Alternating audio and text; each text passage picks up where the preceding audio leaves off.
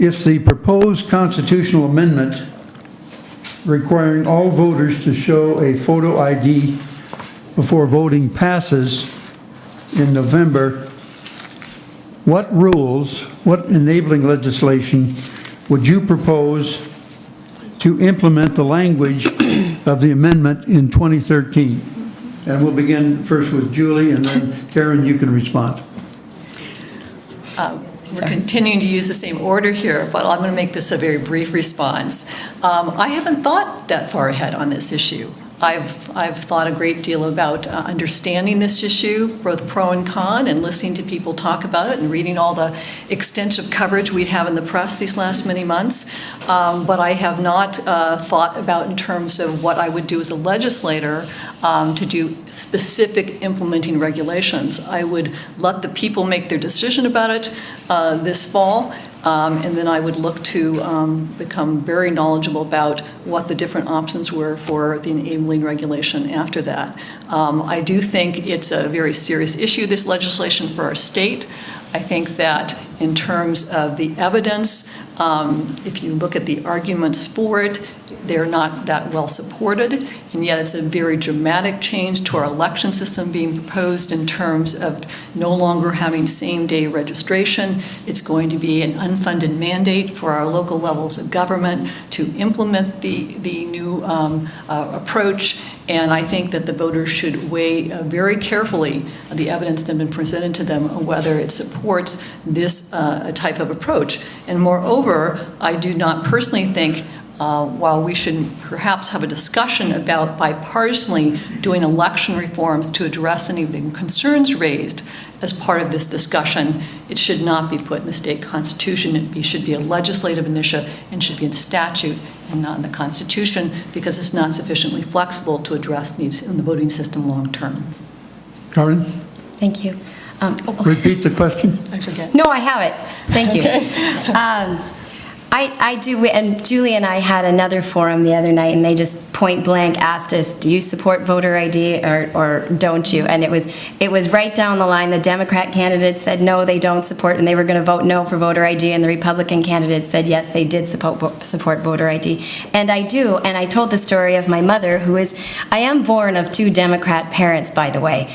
And so when it comes to these issues, we have some really interesting conversations. But the voter ID one, she just looked at me and she said, well, I just don't get it. Don't I already show my ID when I go to vote? And I said, no, Mom, you don't show your ID. And she said, well, that just makes common sense. I can't get on an airplane. I can't go to Walgreens and get my drugs. I have to show my voter ID for everything. That's just common sense. And it is common sense. But in the wording that we need to be careful with, we have to make sure we protect our military, our absentee voters, and our same-day registrants.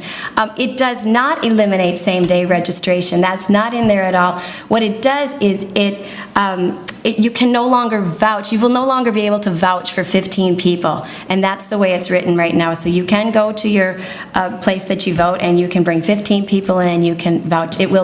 Voting yes for voter ID will uphold the integrity of our elections. Another question from the audience. Who goes first here? Me. Notice how far we are here at Boutwell. Where's Greg? Oh, he's back there. Would you support a reduction in the state workforce by way of reducing the state deficit? Please explain. Would I reduce a reduction in the state workforce by reducing the state deficit? By way of reducing the state deficit.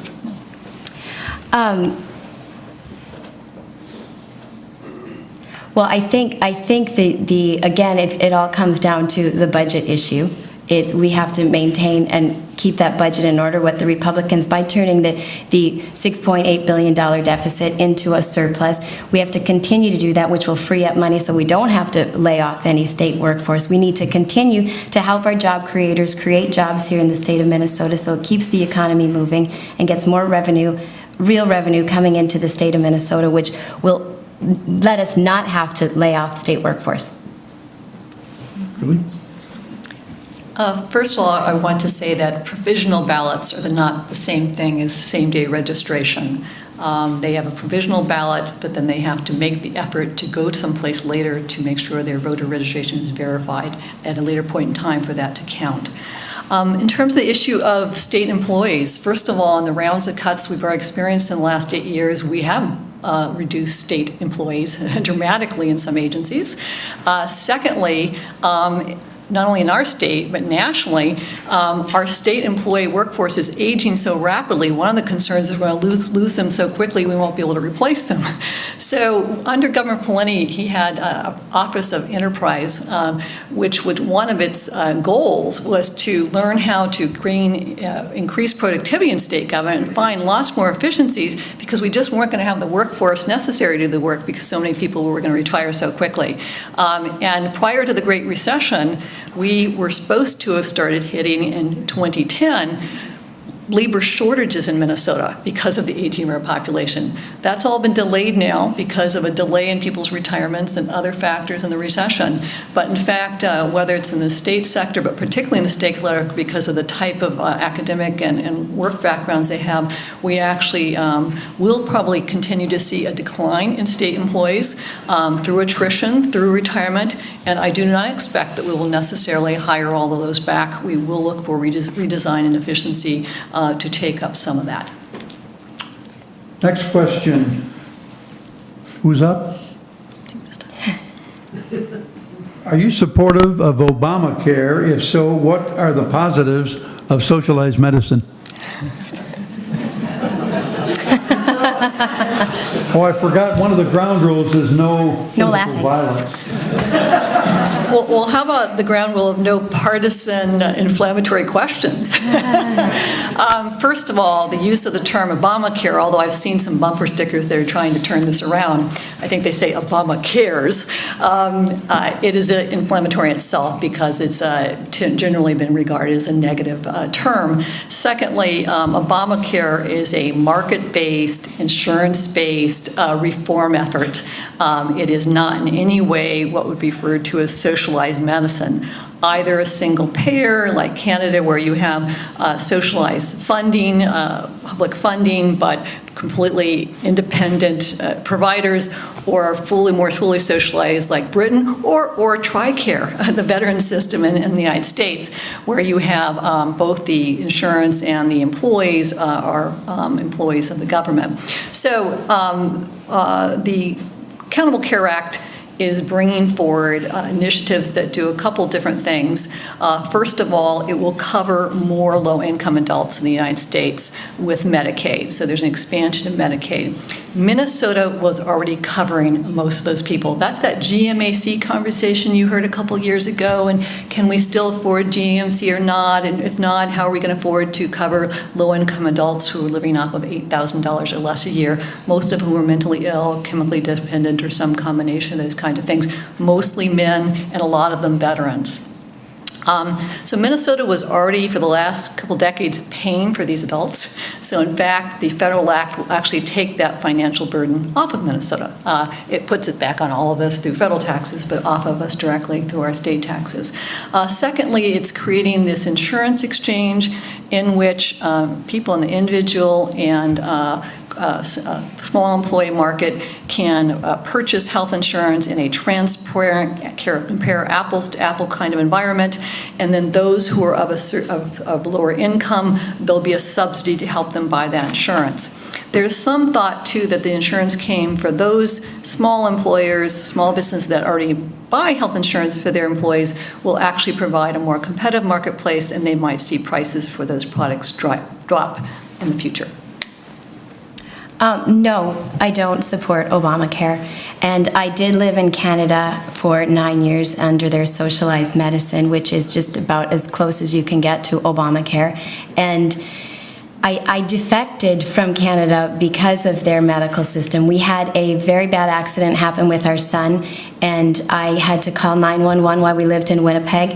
And the woman at the other end of the phone said, we only have 2 ambulances in the whole state of, or in the whole province or city of Winnipeg, and both of them are out right now. So I had to call my neighbor. I just moved into the area, called my neighbor, and hello, I'm Karen, your new neighbor. I need you to bring me to the emergency room with my son, who brought me to Children's Hospital, and he dropped me off in front of Children's Hospital, only to find out that the emergency room at Children's Hospital in Winnipeg closes at 6 o'clock. So got a cab, went to General Hospital in Winnipeg, and my son was hospitalized for 8 weeks. After 8 weeks, I grabbed him out of the hospital. I had never seen anything like this. The conditions, the doctors, the rooms, and brought him down here to Regent's Hospital, who said, "What did they do to your son in the last 8 weeks?" So that alone got me, because your medical care system, and we do it very, very well here in the state of Minnesota, and every $1 that we send to the federal government, every $1 of our taxes that goes to the federal government, we only get 80 cents of it back here in the state of Minnesota, and it comes with strings attached.